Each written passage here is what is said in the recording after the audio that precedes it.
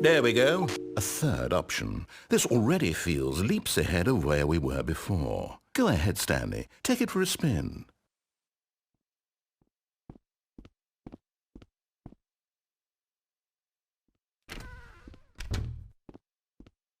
Okay, I'm going to stop you there. Now, tell me about your experience with this new version.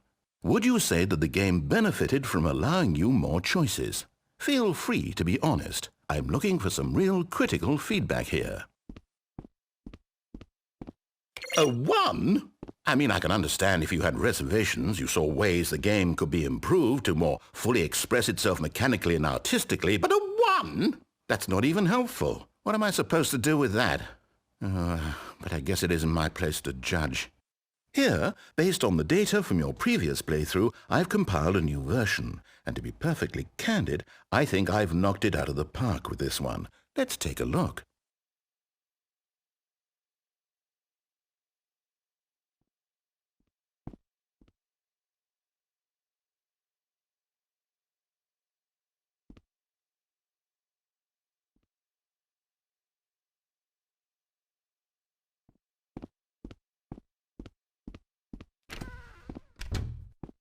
Now, would you say that competitive leaderboard helped you feel motivated to keep walking through doors? Again, honest answers, please. Hey, I nearly forgot. I've got a prototype of a new game I've been working on, and now would be a lovely opportunity to give it some playtesting. You wouldn't mind taking a look at it, would you? Perfect. Let me boot it up. In this game, the baby crawls left towards danger. You click the button to move him back to the right, and if he reaches the fire, you fail. It's a very meaningful game, all about the desperation and tedium of endlessly confronting the demands of family life. I think the art world will really take notice. But of course, the message of the game only becomes clear once you've been playing it for about 4 hours. So why don't you give it 4 hours of play to make sure it's effective? Be sure to keep notes on your experience.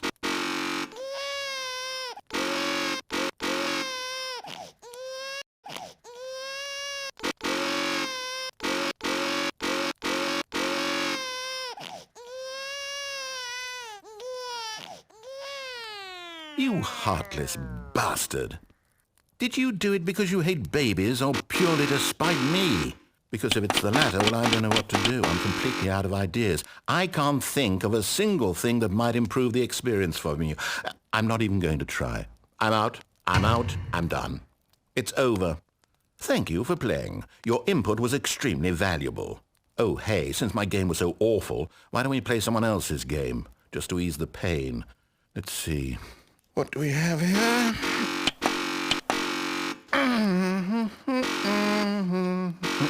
Yes, this seems like it'll work. Let's give it a shot.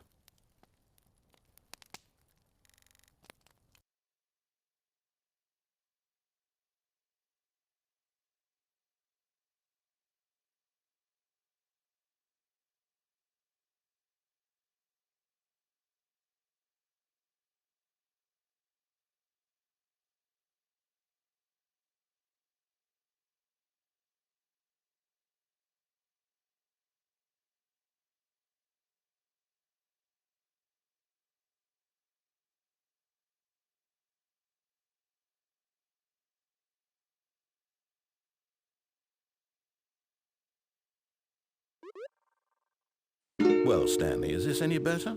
At last, the one thing you've always desired. A game I had absolutely nothing to do with. But is it enough? Tell me that, Stanley. Will it ever be enough? Well, I'll say this. I'm done making things for you. From now on, I will only create to fulfill a greater artistic purpose. Watch this, Stanley. I'm going to build a house. Will go here. No, here. Let's see, what does it need? Yes, of course. And just to finish it all off, yes, it's complete. I made this, Stanley. Look at it. Gaze upon my work of art and feel ashamed at your own inadequacy. Ah, but you've only seen it from the outside. You've only gotten half the experience. Please, step inside and make yourself comfortable. Isn't it grand? Isn't it perfect? It could only be better if... Wait, that's it. We must rebuild it out of diamond. Diamond everything. Yes, yes, yes. Come along, Stanley. We have to go mining.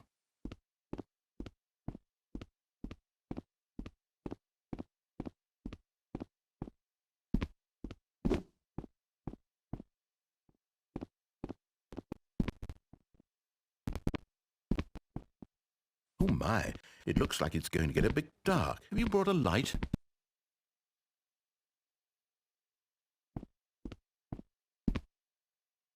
Oh, no, no, no, no, no. This is far more open-ended than I had in mind. I'm looking for something more narrow and linear. Something that makes you feel utterly irrelevant. This won't do at all. 1 out of 5. Even the diamonds couldn't save this one. Okay, new game.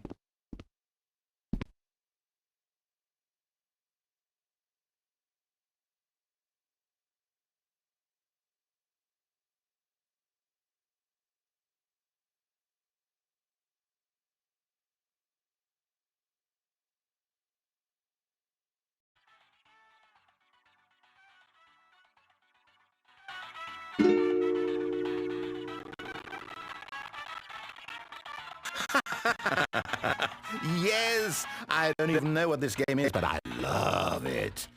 You, trapped in a glass box with no way out, listening to me talk. Oh, it's inspired. I couldn't have done any better myself. What is this game supposed to be? I can't figure it out. Okay, now I'm curious. Let's go find out what the hell this is.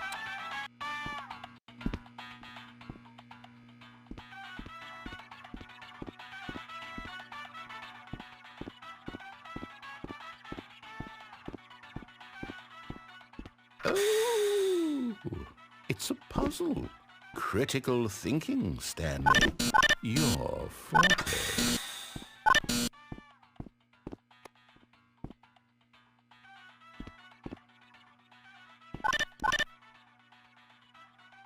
Genius.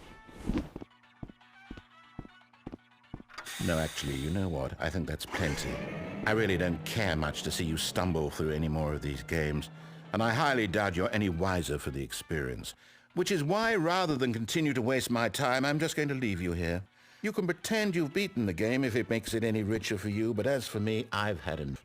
So, why don't you get cozy in this room, and if you have any grand revolutionary ideas for the perfect video game, you just sit there and let it ball up inside you for all eternity. I don't need your advice. I don't need your ratings. And I certainly don't need the validation of a man whose job is to push buttons.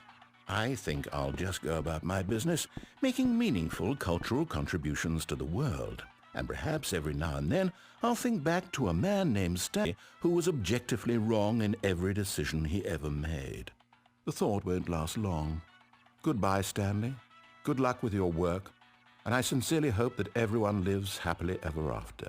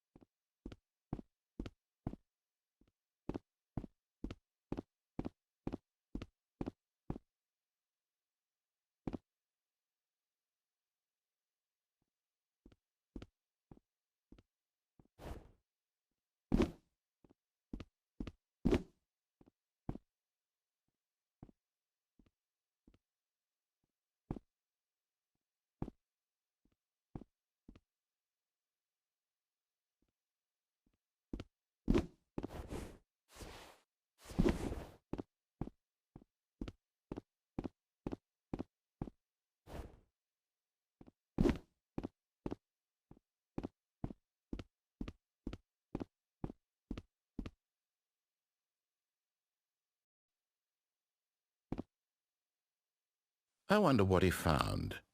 If what he wanted was to be the leading man in his own story, well, perhaps he's gotten it, down in wherever he is right now. I wonder if he's happy with his choice, and if he's learned the heavy cost that comes with it. He'll understand soon what I was trying to tell him. He needs me.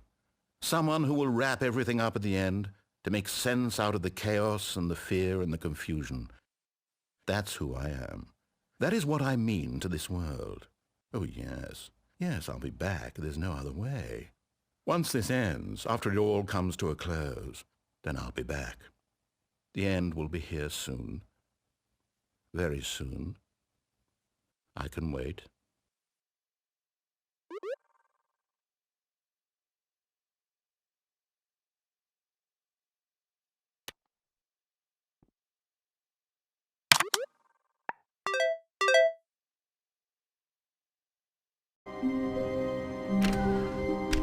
But Stanley simply couldn't handle the pressure.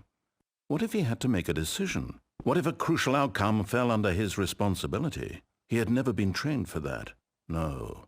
This couldn't go any way except badly. The thing to do now, Stanley thought to himself, is to wait. Nothing will hurt me. Nothing will break me. In here I can be happy forever. I will be happy. Stanley waited. Hours passed, then days. Had years gone by? He no longer had the ability to tell. But the one thing he knew for sure, beyond any doubt, was that if he waited long enough, the answers would come. Eventually, someday, they would arrive. Soon, very soon now, this will end. He will be spoken to. He will be told what to do. Now it's just a little bit closer. Now it's even closer. Here it comes.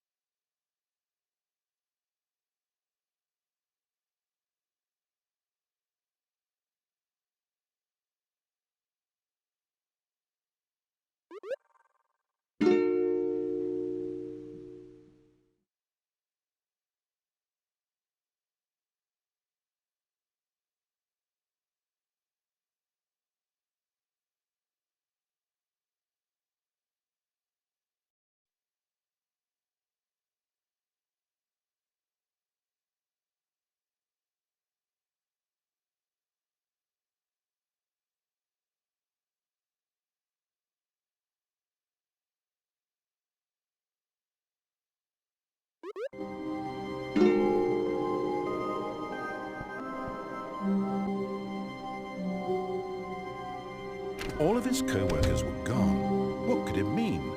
Stanley decided to go to the meeting room. Perhaps he had simply missed a memo.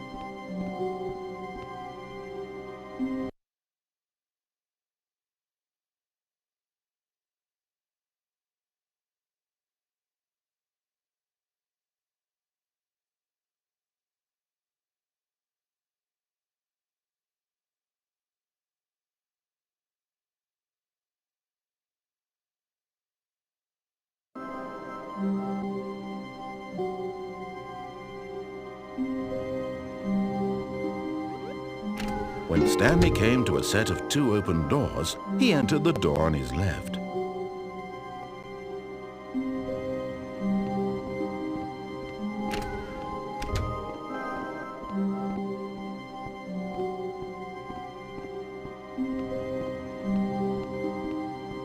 Yet there was not a single person here either. Feeling a wave of disbelief, Stanley decided to go up to his boss's office, hoping he might find an answer there. Stanley stepped into the broom closet, but there was nothing here, so he turned around and got back on track.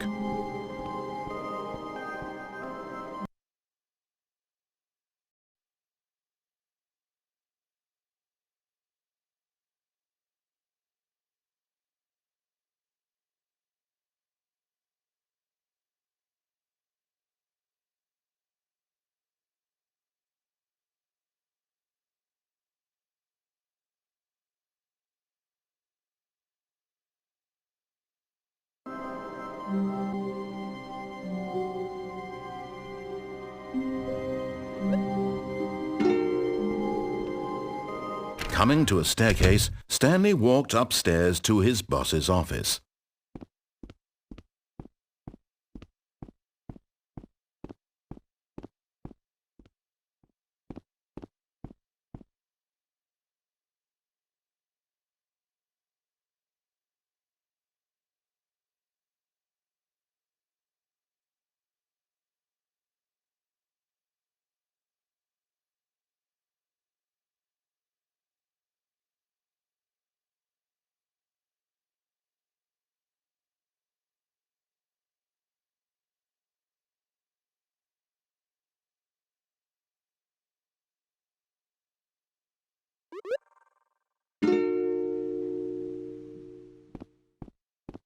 But Stanley just couldn't do it.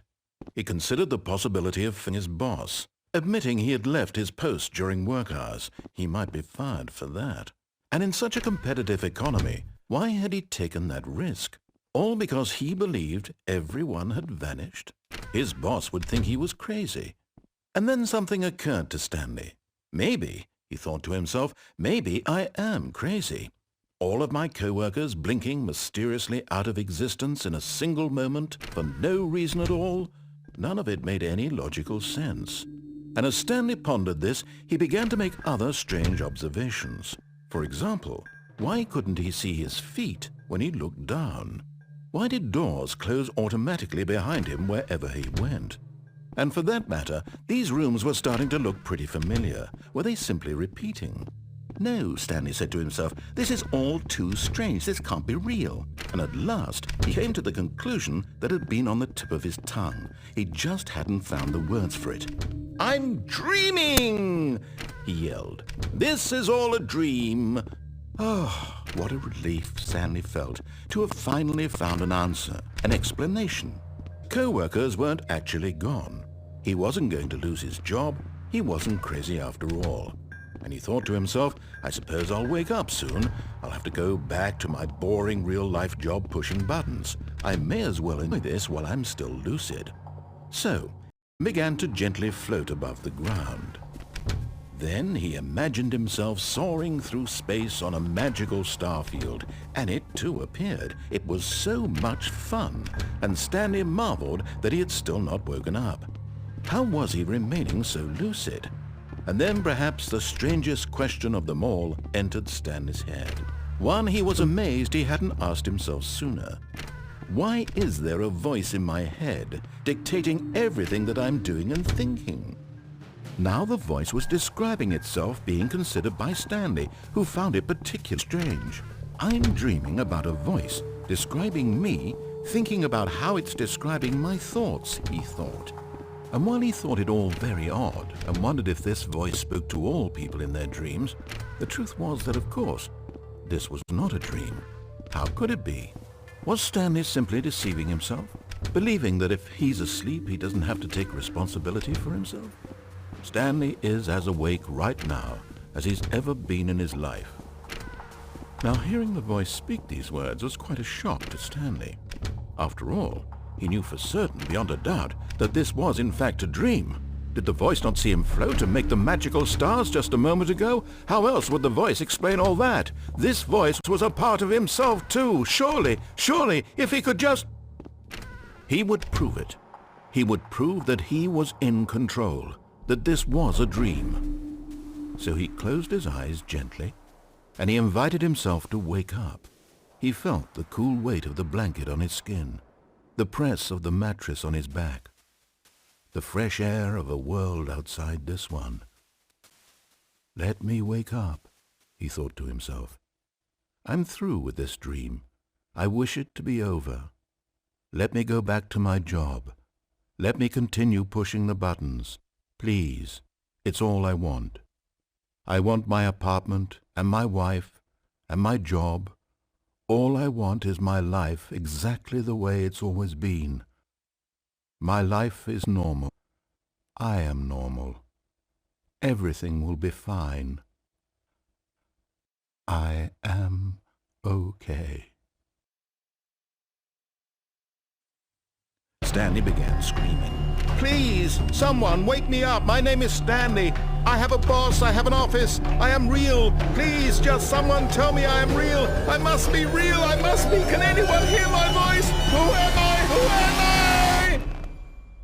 And everything went back. This is the story of a woman named Mariella. She arose, got dressed, gathered her belongings, and walked to her place of work. But on this particular day, her walk was interrupted by the body of a man who had stumbled through town talking and screaming to himself, and then collapsed dead on the sidewalk. And although she would soon turn to go call for an ambulance, for just a few brief moments she considered the strange man. He was obviously crazy, this much she knew. Everyone knows what crazy people look like. And in that moment, she thought to herself how lucky she was to be normal. I am sane. I am in control of my mind. I know what is real and what isn't. It was comforting to think this, and in a certain way, seeing this man made her feel better. But then she remembered the meeting she had scheduled for that day. The very important people whose impressions of her would affect her career, and by extension, the rest of her life. She had no time for this, so it was only a moment that stood there, staring down at the body. And then she turned and ran.